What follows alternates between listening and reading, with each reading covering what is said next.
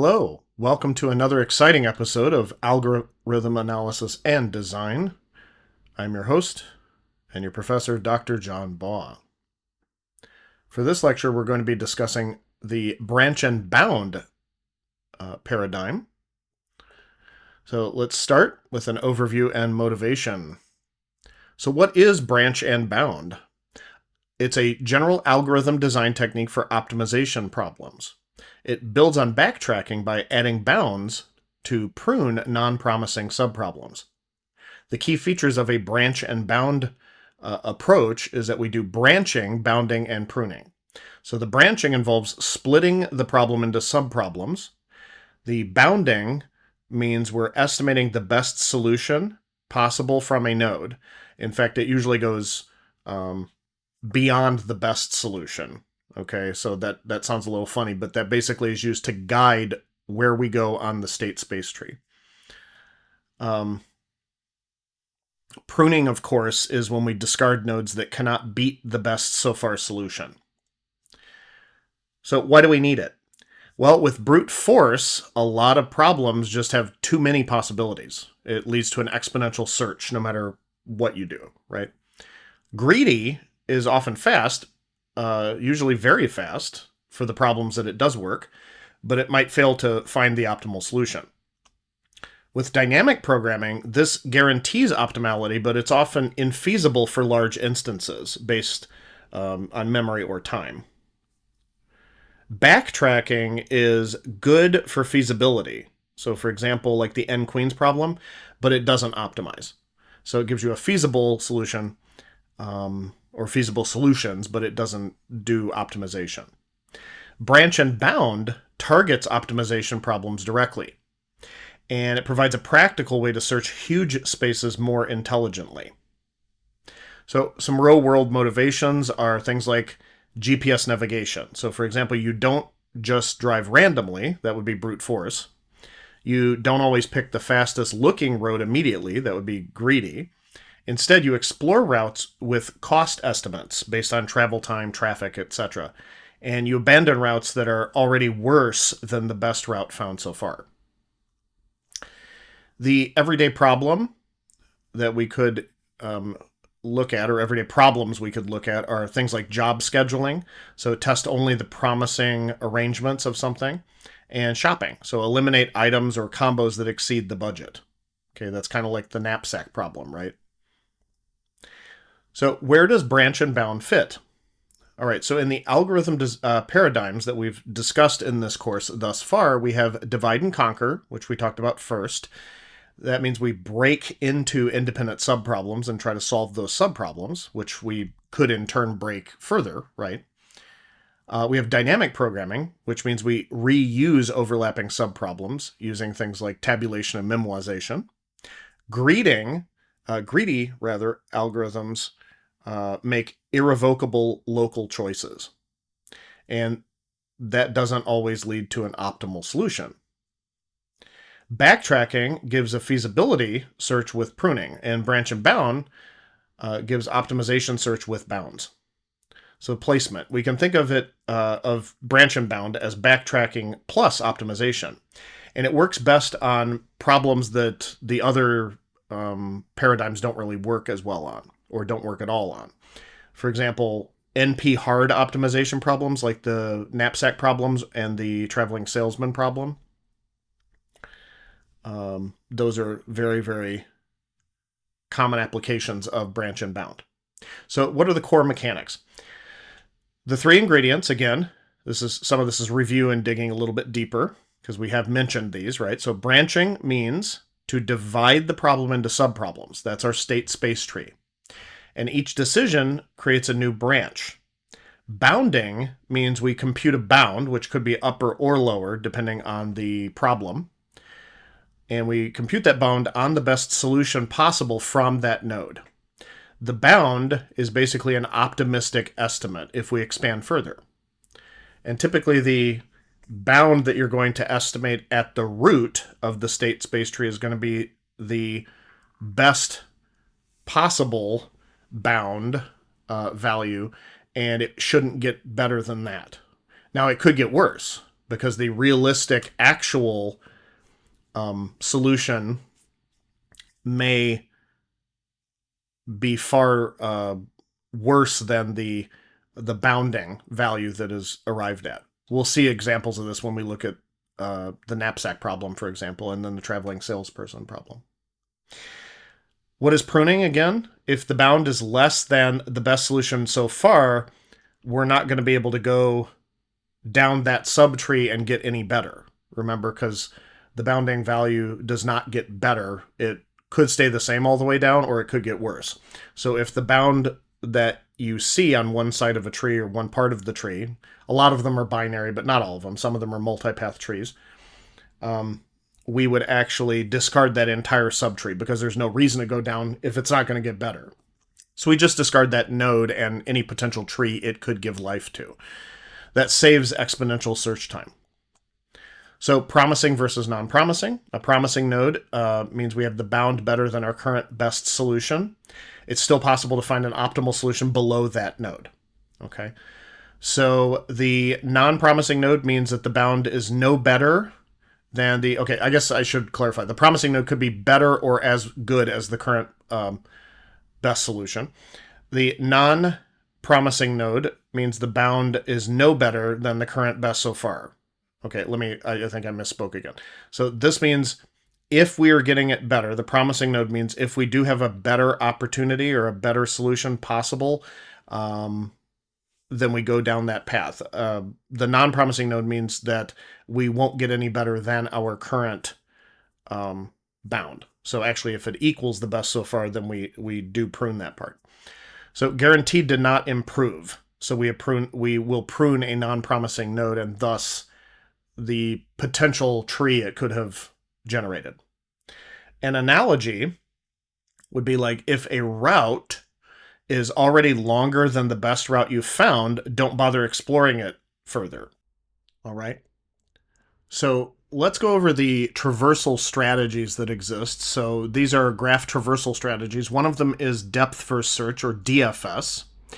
And what this is it works like backtracking. So it has low memory usage, but it may take long to find good solutions.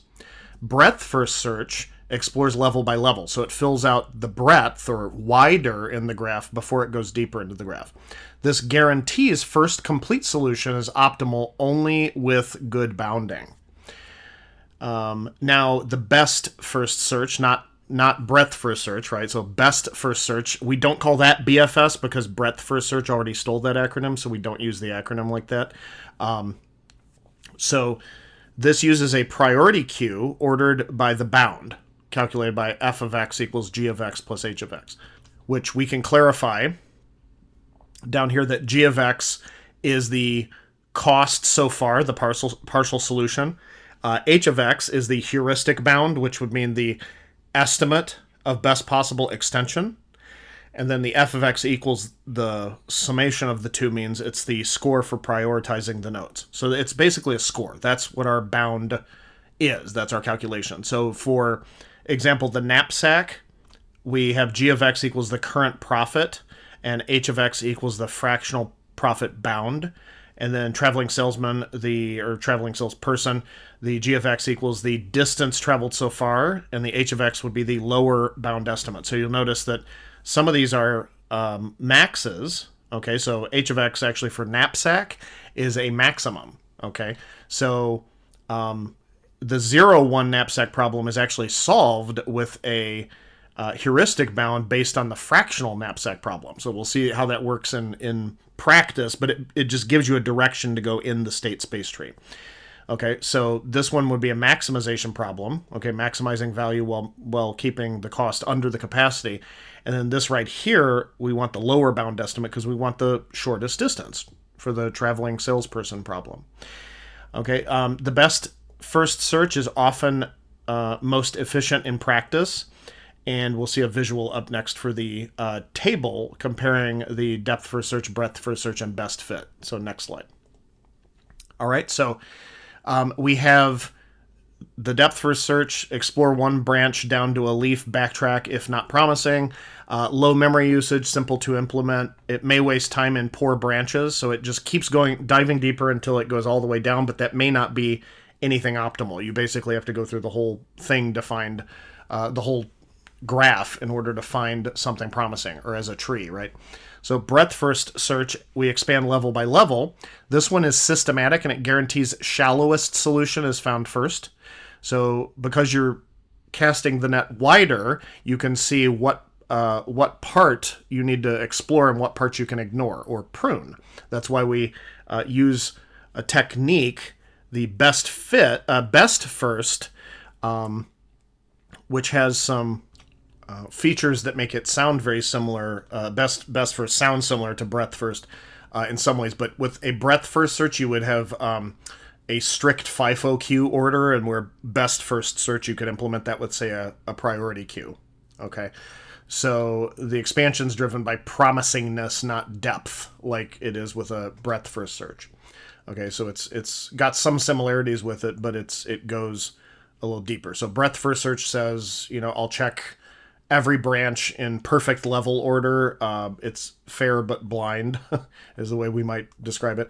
And the best first would be I'll always chase whichever branch looks most likely to lead to the best solution based on my bound. All right. Okay, so the next thing would be that it often finds... it always expands the most promising node. The highest upper bound for max or the lowest lower bound for min. Often finds strong solutions early, enables aggressive pruning, so we can eliminate entire swaths of the state space tree without having to go down those areas. So even these problems that are effectively exponential can be cut much smaller into a more feasible, solvable form. So the con is that they're more complex. So it uses priority queue. Bound calculation does cost. Now, coming up with an efficient bound calculation is one of the major things that's important for a best first search using the priority queue. So generic algorithm template for branch and bound. So we maintain a set of live nodes. That's the search frontier. Each node stores a partial solution plus a g of x, so the cost and value so far. So bound of x, optimistic bound or lower bound, and optional decision path and metadata. You could put that in the node as well. The loop would involve selecting a node to expand, branching out, computing the bounds, pruning if not promising, and updating best so far. Branch and bound uses a state space tree. Unlike pure backtracking, traversal is not fixed to depth first search and is used only for optimization problems. The bound decides promising versus non-promising nodes. So that's our way of calculating or determining promising versus non-promising.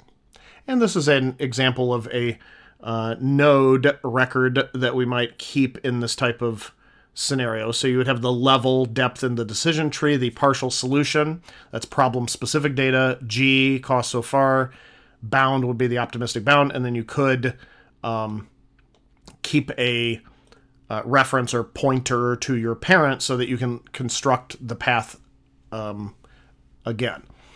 Implementation tip. So when using best first, you store the bound on the node. Okay, this is needed both at insertion and removal for priority queue ordering. Promising tests. So how do we determine if something is promising? This is kind of a generic overview of it because this will depend on the situation. But the maximization problems, we expand if the bound at a given node is better than our current best so far. If it's the same, we don't need to expand it because we're not going to get any better than we are already, so just stay on the same path. You could have more than one actual solution that are equally optimal, like they both have the same value. It's possible, but there's really no reason to go down the other path. So minimization problems, expand if the bound of the node is less than best so far. And we always prune if the node violates hard constraints. So for example, For the knapsack problem, for example, if the capacity exceeds, you prune that node. You don't really worry about the, bound and the best so far. The bound might be, oh wow, this bound at this node is way better than our best so far, but you have other constraints. Okay, so it has to satisfy those constraints. So if, for example, you're in the knapsack problem and you pick up an item to put into the knapsack, or you want to put it into the knapsack, but you find, oh my gosh, this is so much better than the best so far. Let's pick it, but it's too much. It's taking up too much capacity, so you can't put it in the knapsack. So the capacity, feasibility, things like that. The rationale is the bound estimates the best you could do below this node, or estimates, sorry. The bound estimates the best you could do below this node. If it can't beat the current best, we don't expand. All right, here's a template A. This is the breadth first search with branch and bound. The traversal would be level by level queue, not a priority queue in this case, just a queue. Decision to expand children's made when a node is visited. The downside is that best so far might improve before these children are actually processed, right? Simple baseline implementation, good for learning, but this would be outperformed by best fit. So this is just showing you how you would implement it. Now, the template B we could pick would be the best fit search with branch and bound. So the data structure, instead of a queue, you'd have a priority queue keyed by best bound for the maximum, or F divided by bound. So that would be the it would be the summation of the cost so far and the heuristic estimate, and then we divide by the boundary. Okay. Key improvement: after removing a node from the priority queue, we recheck if its bound is still promising against updated best so far. This avoids wasting time on nodes that became non-promising while they waited in the priority queue. Okay, so now the bound function. So here are the guidelines for the bound function. Must be admissible. Okay, this means that it never overstates what's possible for the maximum and never understates for a minimum. So if it does a calculation, it better be accurate for the, giving the right direction for what direction you're supposed to take. It should be cheap but informative. Better bounds require or lead to fewer nodes, right? But too costly bounds may negate the gains. Okay, if it takes exponential time based on the number of nodes to calculate the bounds, every time you do a calculation at each node, then you are negating the gains. So there's no reason to do that. Typical patterns are things like relaxations, for example, fractional fill for knapsack, row, column, minima, or maxima reductions for like the traveling salesperson problem, and multiple bounds. So compute several and take the best if it's cost effective. Okay. All right, so termination, correctness, and output. So termination is when no promising nodes remain. The frontier is empty.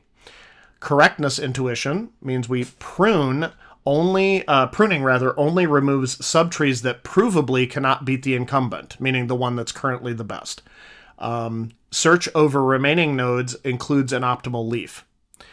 Returning the solution, we track the argmax or argmin object, not just its value. So we store the decision path or maintain best solution alongside best so far. So practicalities and pitfalls. The tie breaking in the priority queue leads to stable ordering that can reduce thrash. Caching and dominance checks are optional and also problem specific. So numeric stability for bounds. We avoid float drift if comparing tight values. The instrumentation, we count expanded and prune nodes, and this helps us to visualize the priority queue steps, or sizes rather, over time. And stop anytime mode. So we can keep and return the current best if you need an early cutoff.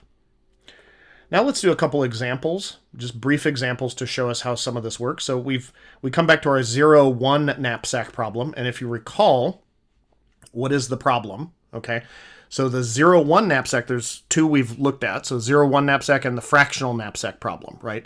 So the 0-1 knapsack, we saw that we could solve with dynamic programming, for example, and then fractional knapsack we can solve with greedy.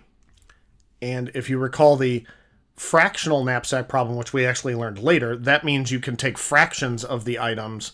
Like if you can't fit the full item, quote unquote, we think of it more as like, it's like a bag of, golden sand rather than a giant golden nugget or something, or we can break it up if we need to, things like that. So we have the knapsack capacity, which is the weight. So we have to be mindful of that. So with the fractional problem, we can actually add parts of the item. So the greedy worked really well for that because it just, it fails for 0-1 knapsack because the 0-1 is an all or nothing problem. You either take the item or you leave it. You cannot take a part of the item, right? Okay, so you're stealing a television at the store. It could be called Best Buy or Best First Buy, maybe. Anyway, algorithm joke. Glad you liked it. Thank you. But you're stealing the television. You can't just say, oh, I guess I'll rip out the circuit board and leave the monitor because I can't, because it's too heavy for my knapsack. So you'd have to take the whole thing. So it's either a 0 or 1 situation. Now, I'm not saying people wouldn't do that in real life, but for the purpose of the algorithms, that's what it means. So 0-1, you take it or leave it. Fractional, you can take parts of the thing to optimize it for the weight. So you have values and weights. So you're balancing more than one thing. You're trying to optimize to get the maximum value and keep the weight under the capacity. Okay. So the goal, maximize total value without exceeding W. Constraint, items are indivisible in the 0-1 knapsack problem. So why not greedy? So greedy goes by value divided by weight ratio. That works for fractional knapsack, but it fails for the 0-1, as I mentioned. Counterexample, small capacity, high value item excluded. Now, the state space tree for our branch and bound setup here would be you'd have a root node, which is an empty set. No items are chosen yet. The branching, anytime we branch, the left child include item I, and right child is exclude item I. So this is a binary tree because we're basically making a yes or no determination. Now, some problems require multi-way trees, so don't get the impression that branch and bound only works for binary trees, but it's very common because a lot of things in reality and a lot of things in computer science, we can break it down and put it into a format where it's like yes or no. Okay. So the left child will be include the item I, right child is exclude item I. Bounding, now this is where we determine, we can determine if it's promising or not, essentially. So compute an upper bound, meaning the upper value, right, by filling the remaining space with fractional items, like the fractional knapsack. So in reality, we're not solving the fractional knapsack problem. We are saying, if it were the fractional knapsack problem, how much could I fit in this based on my weight? Okay, so the pruning rule, if the bound is less than or equal to the best so far, or the weight is greater than W, then we prune. So if we go over the capacity, or if the bound that we just calculated is not better than best so far, so even if it's equal, but if it's not better, and certainly if it's worse, we prune. Okay, so here's our actual example instance. Okay, let's say the capacity is 16, weight is 16. Items are sorted by the value weight ratio. So I've got these all sorted now and labeled them as item 1, 2, 3, 4. They could come in different order and you'd have to sort them. Keep that in mind for things like tests, right? So, but in this case, we've got it sorted from the largest to the smallest because we want that ratio to be the highest here. The first one, the value is 40 with a weight of 2. So that means 40 divided by 2 is 20. Second item is 30 divided by 3, that's 10. Third item has a value of 50, weight of 5, that's 10. And then item 4 has a value of 10, weight of 5, that's 2. To calculate the upper bound, and remember, this is not saying how much we will necessarily end up getting. Okay, so the upper bound is what we call an optimistic estimate. It's a value that we gather in order to just determine which path we take. Okay. So the upper bound is optimistic. It may include fractional items that aren't legal in the 0-1 knapsack. And that's fine because it's just telling us whether this branch has potential or not. If the upper bound is less than or equal to best so far, we know that no descendant can improve on the solution, so we prune it. The upper bound that we calculate at the root I just had a new roof put on, so I think my brain's thinking about roofs. So the root will calculate an upper bound, and it will never get better than that. Okay, it may get worse, it may stay the same, you may find an actual solution with that value, but it will not get better. So if you find an upper bound or calculate an upper bound at a given node, and it's less than or equal to the best so far, you know that node descendant's going to get better than that. So we prune it. Here's our example. So remember, besides me being a legend, because I am a legend, G is the value so far, and UB is the upper bound in each of these, and W is the weight, of course. Remaining capacity. Okay, or rather the value that we have in it, and we can calculate the remaining capacity based on the W minus the small w. Okay, so at the root, we have 0, 0, and 115.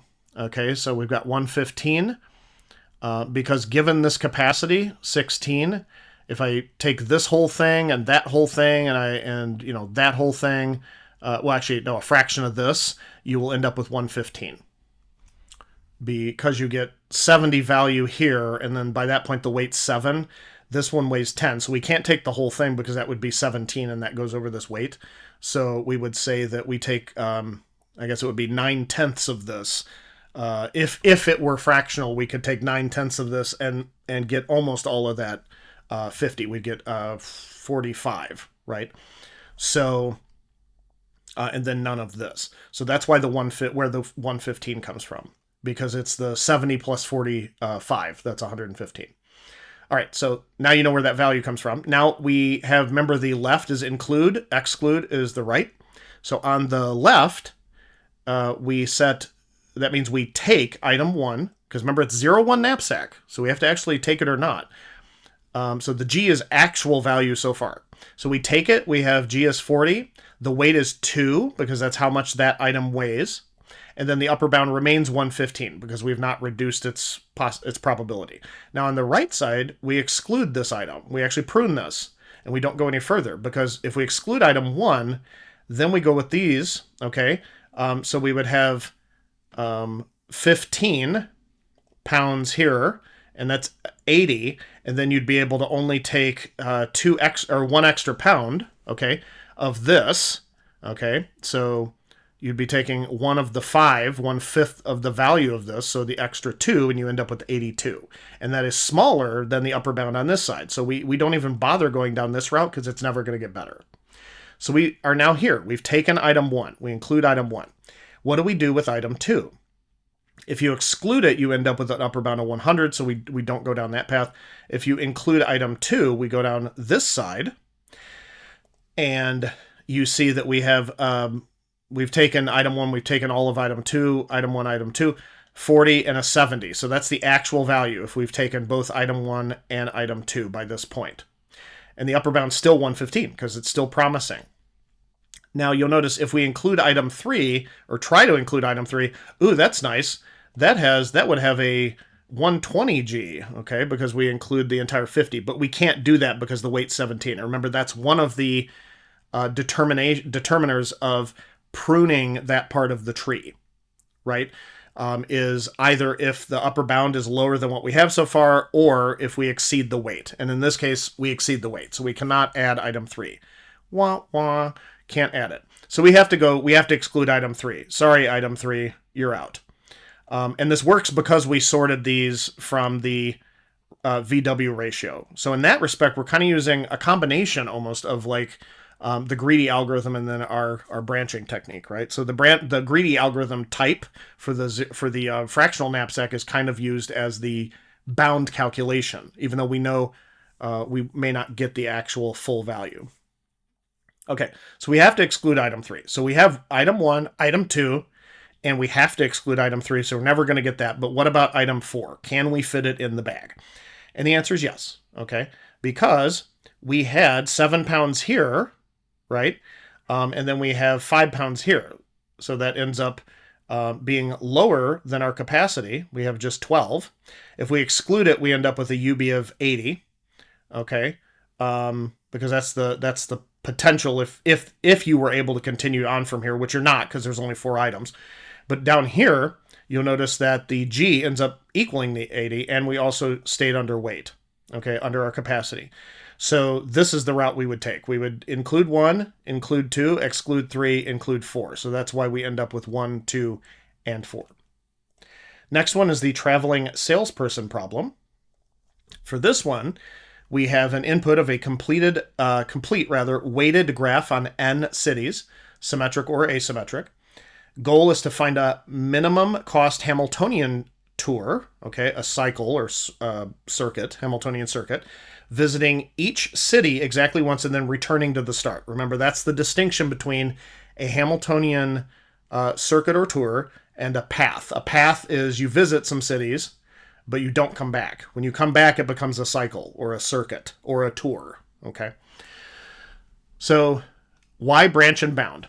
The brute force is n minus 1 quantity factorial over 2, okay?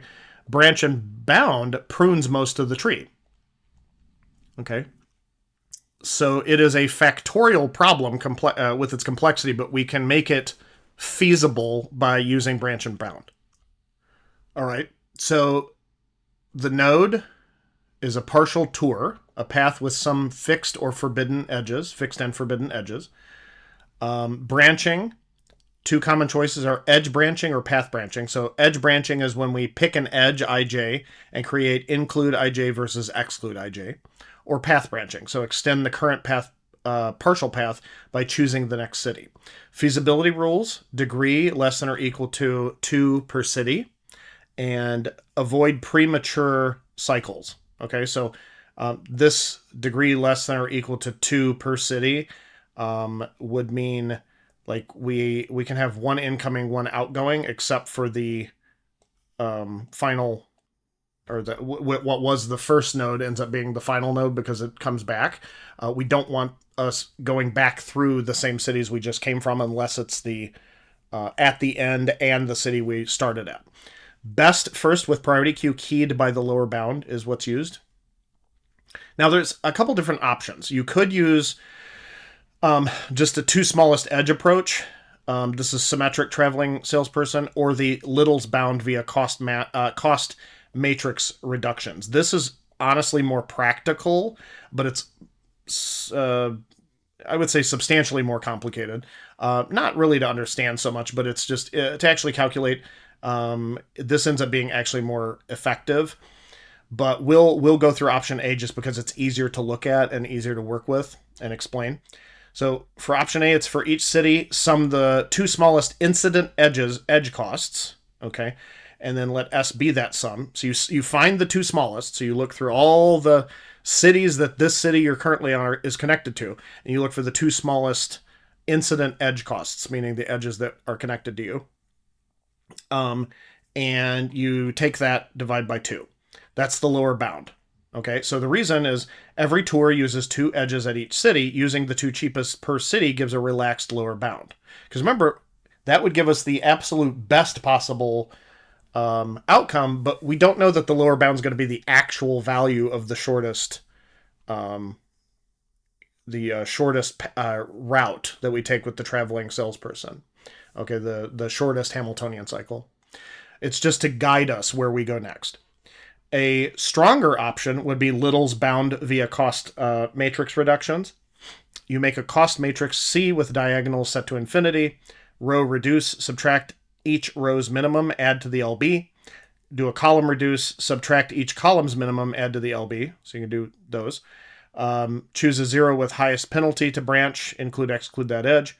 Update the matrix constraints, okay, with things like forbidden subtours. For example, going back to a city that isn't the beginning city, you're not yet done, so you shouldn't go back to a city you've already been to unless you're at the end. And recompute the lower bound on the children. So here's the matrix here, okay? So this is this is a table, rather, representing the graph with cities A, B, C, and D.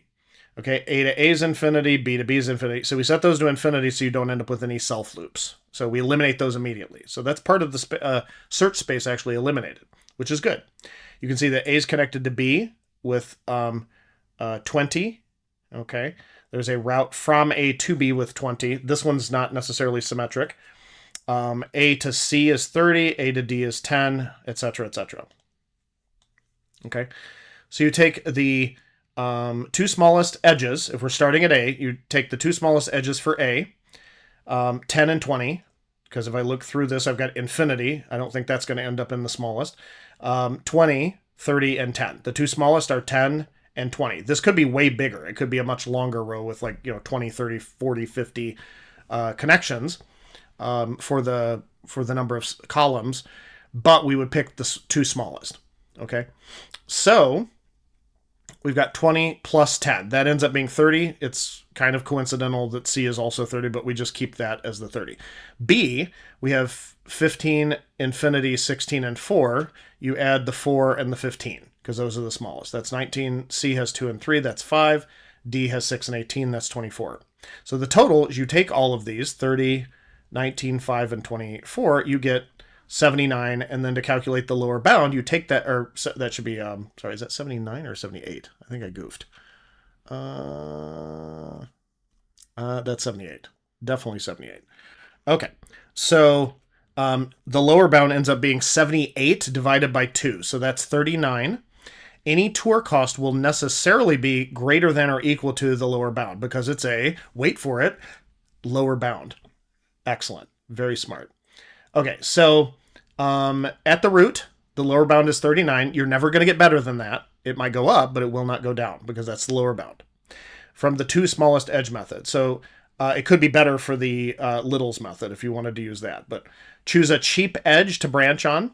For example, now I'm being vague here, whereas Little's algorithm, Little's approach would tell you more explicitly how to find it. I'm just looking, not necessarily the cheapest edge on the entire thing, but I'm looking for a cheap edge, one of the cheapest edges for one of these rows. And we'll pick, say, B's cheapest edge has a 4 and it's with D. So we just pick one. So you've got a cost of 4, 2 children, so we can include BD, or we exclude BD. So if you include BD, you add the edge cost 4 to the partial solution G. You mark B and D each as having a degree greater than or equal to 1. Recompute the lower bound with new constraints. Exclude BD, forbid the edge, recompute the lower bound with remaining edges, etc. Okay? Now, I didn't update the tables for these, but I'm just showing you what you could do with that. So we'll see a tree in a moment. So again, each node stores. G is the cost so far, sum of included edges, partial edges chosen, forbidden, degree info, and the lower bound. Promising test is if the lower bound is less than best so far. And this is a mini tree here. This is not the full expansion. This tree doesn't show any full tours yet, so no pruning would occur. But if when you got down all the way further to the bottom, you would then be able to prune. So once you get a complete tour and set best so far, you would then prune branches that have lower bounds greater than or equal to that best tour cost. So if I went down here, you can see I started at 39. It does increase at certain points, like 42, 43, so they will not go better than that. So it looks like we would end up starting there, going down this way, and we would ultimately end up kind of going that direction. So when a node becomes a complete Hamiltonian cycle, we compute its exact cost G, and then if the G is less than the best so far, we update best so far, and then save that tour. There's a pruning cascade, so once best so far improves, many nodes with lower bounds greater than or equal to that best so far can be discarded automatically. Now, takeaways for the traveling salesperson with branch and bound, plus the quick bound, which is the one we did, not Little's bound. The branch include exclude edges. Bound is for each node we use the two smallest edges per city divided by 2 rule. That's fast and admissible. And we can do pruning. So discard any node with lower bound greater than or equal to the best so far. Best first usually finds a good tour quickly, strong pruning. Trade-off is that the bound is weaker than Little's method, so more nodes may expand, but it's simple and works well for the teaching purposes that I have. Okay, so summary. Strengths of branch and bound. Works for many NP hard optimization problems like Knapsack, TSP, and scheduling.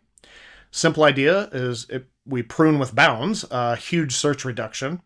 Best first often finds strong solutions early. The limitations are that it's still exponential in the worst case. Efficiency depends on quality of the bound, and weak bounds means we get lots of expansion. Strong bounds means tighter pruning, but more computation. So there's always trade-offs, right?